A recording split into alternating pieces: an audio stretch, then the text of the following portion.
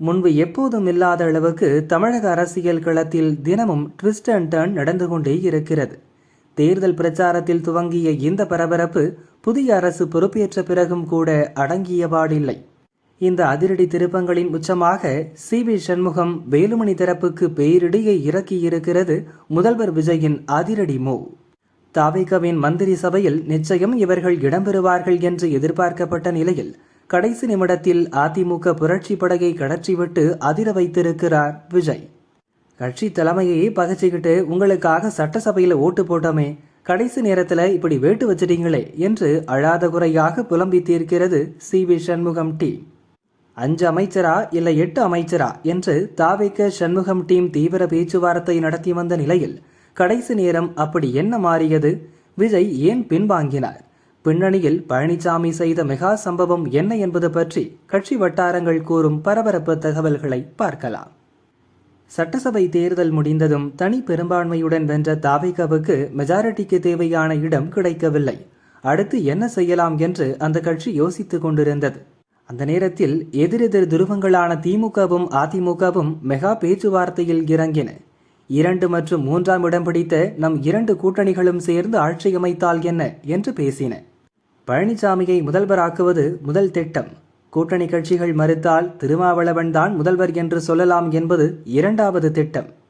திட்டத்துக்கு திமுக தயார், பழனிசாமியும் தயாராக இருந்தார். ஆனால் சி.வி. சண்முகம், எஸ்.பி. வேலுமணி கடும் எதிர்ப்பு தெரிவித்தனர். திமுகவுடன் சேர்வதற்கு பதில் விஜய் ஆட்சி அமைக்க ஆதரவு கொடுத்து அவரது மந்திரி சபையில் இடம்பெறலாம் என்று யோசனை தெரிவித்தனர். பழனிசாமிக்கு அதில் விருப்பம் இல்லை. தான் முதல்வராகும் வாய்ப்பிருப்பதாக அவர் கருதினார். இப்படிதான் அதிமுக உடைந்தது. மொத்தமுள்ள 47 எம்எல்ஏக்களில் சி.வி. சண்முகம், வேலுமணி தலைமையில் 25 பேர் தனி டீமாக பிரிந்து சென்றனர். பழனிசாமி தலைமையில் 22 எம்எல்ஏக்கள் மட்டுமே இருந்தனர். சி.வி. சண்முகம் டீம் தாவேகாவுடன் பேச்சுவார்த்தையை ஆரம்பித்தது. இன்னொரு பக்கம் திமுக கூட்டணி கட்சிகளுடனும் பேச்சுவார்த்தையை தாவேகா நடத்தியது. பின்னர் திமுக கூட்டணி கட்சிகளான காங்கிரஸ், கம்யூனிஸ்டுகள், விசிக, ஐயுஎம்எல் ஆதரவு கடிதம் கொடுக்க விஜயை ஆட்சி அமைக்க அழைத்தார் கவர்னர். முதல்வர் பதவியை ஏற்ற பிறகு சட்டசபையில் பெரும்பான்மையை நிரூபிக்க வேண்டிய நிலை விஜய்க்கு வந்தது. ஆதரவு கொடுத்த கட்சிகளை தாண்டி அதிமுக கிளர்ச்சி அணியும் விஜய்க்கு ஆதரவு கொடுத்தது.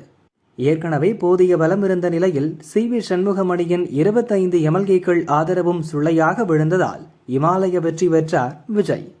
பழனிசாமி தரப்பிலிருந்த 22 எம்எல்ஏக்களும் விஜயை எதிர்த்து ஓட்டு போட்டனர். சட்டசபையிலேயே சண்முகம், வேலுமணி டீமுக்கு எதிராக கொந்தளித்தார் பழனிசாமி. நாங்கள் உங்களுக்கு தான் ஓட்டு போடுவோம். திமுக கூட்டணி கட்சிகளை நம்ப முடியாது. நாங்கள் இறுதி வரை உங்களுடன் இருப்போம். இதற்கு கைமாறாக மந்திரி பதவிகளை எங்களுக்கு தர வேண்டும் என்று டிமாண்ட் செய்திருந்தது சண்முகம் டீம். விஜய் தரப்பும் இதை யோசிக்க வேண்டிய விஷயமாகவே கருதியது. திமுக கூட்டணி கட்சிகள் பிற்காலத்தில் காலை வாரினால் என்ன செய்வது? எனவே சண்முகம் டீமுக்கு கேபினட்டில் பங்கு கொடுக்கலாம் என்றும் முடிவு செய்திருந்தது. இதற்கெல்லாம் பிறகுதான் ஓட்டெடுப்பில் விஜய்க்கு ஆதரவாக சண்முகம் டீம் எம்எல்ஏக்கள் 25 பேரும் ஓட்டு போட்டனர். தொடர்ந்து எவ்வளவு அமைச்சர் பதவி வழங்கலாம் என்ற பேச்சுவார்த்தை நடந்தது. 8 மந்திரி பதவி வேண்டும் என்று சண்முகம் டீம் கேட்க 5 மந்திரி பதவிகள் தருகிறோம் என்று தாவேகா டீல் பேசியது. ஒரு கட்டத்தில் 5 மந்திரி பதவிகள் கிடைத்தால் கூட ஓகேதான் என்ற நிலையில் சண்முகம் டீம் இருந்தது. இந்த நேரத்தில்தான் பழனிசாமி மெகா செக் வைத்தார். முடிந்தால் சண்முகம், வேலுமணி டீமுக்கு அமைச்சர் பதவி கொடுங்கள், அடுத்து நடக்கிறதே வேற. இரட்டை இலை சின்னத்தில் வெற்றி பெற்றவர்களுக்கு தாவேகா மந்திரி பதவி கொடுக்கிறது. இது எப்படி சாத்தியம்? உண்மையான அதிமுக நாங்கள்தான். நாங்கள் அரசுக்கு ஆதரவு தெரிவிக்கவில்லை. பொதுச் செயலாளர் கொறடா உத்தரவையும் மீறி அவர்கள் செல்கிறார்கள். குதிரை பேரம் நடந்தால் மட்டுமே இது நடக்க சாத்தியம். எனவே தாவேகா குதிரை பேரம் நடத்தியிருக்கிறது என்று சொல்லி கோர்ட்டுக்கு போவோம் என பழனிசாமி அதிர்ச்சி குண்டை போட்டார். பழனிசாமி எடுத்த இந்த பிரம்மாஸ்திரம்தான் விஜய் தரப்பை பின்வாங்க வைத்தது. பழனிசாமி போலவே அமமுக பொதுச் செயலாளர் தினகரனும் கோர்ட்டுக்கு போவோம் என்று அதிரடி காட்டினார். இதெல்லாம் விஜயை யோசிக்க வைத்தது. அதிமுகவுக்கு எதிராக ஓட்டு கேட்டுதான் வந்திருக்கிறோம். அவர்களின் ஆதரவை பெற்று ஆட்சி நடத்தினால் கேலி கூத்தாகவும் இருக்கும். மக்களும் தவறாக நினைக்கக்கூடும். பழனிசாமி கோர்ட்டுக்கு போனால் தேவையில்லாத சிக்கலும் வரும். பாஜகவும் பழனிசாமி பக்கம் இருப்பது போல்தான் தெரிகிறது. எனவே நமக்கு வீண் சிரமம் வேண்டாம். சண்முகம் டீமை கடற்றி விட்டு விடலாம்.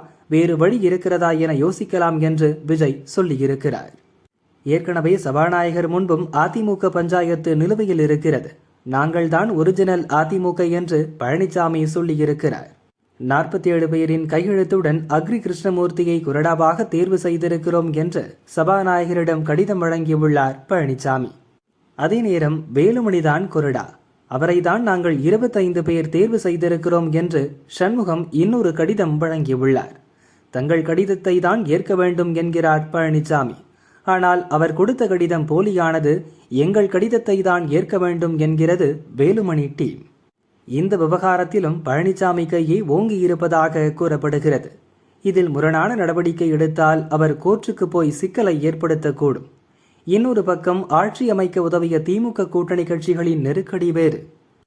சண்முகம் டீமை அமைச்சரவையில் சேர்த்தால் எங்கள் முடிவை மறுபரிசீலனை செய்ய வேண்டி வரும் என்று கம்யூனிஸ்ட், விசிக, IUML அதிரடி காட்டின.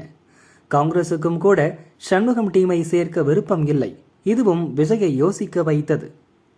தேவையே இல்லாமல் சண்முகம் டீமை இழுத்து தலைவலியை விலைக்கு வாங்குவதற்கு பதிலாக அமைச்சர் பதவியே தேவையில்லை என்று சொல்லும் விசிக, IUML மூளைச்சலவை செய்யலாம்.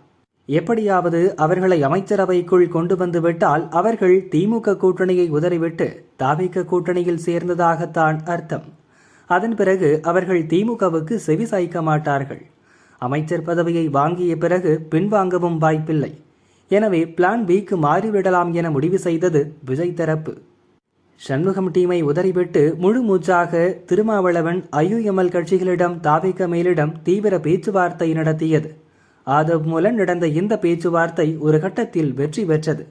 விஜய்க்கு புதிய நம்பிக்கை வந்தது. அதன் பிறகுதான் தாவேகாவின் 21 MLAக்களும் காங்கிரசின் 2 MLAக்களும் புதிய அமைச்சர்களாக பதவியேற்றனர்.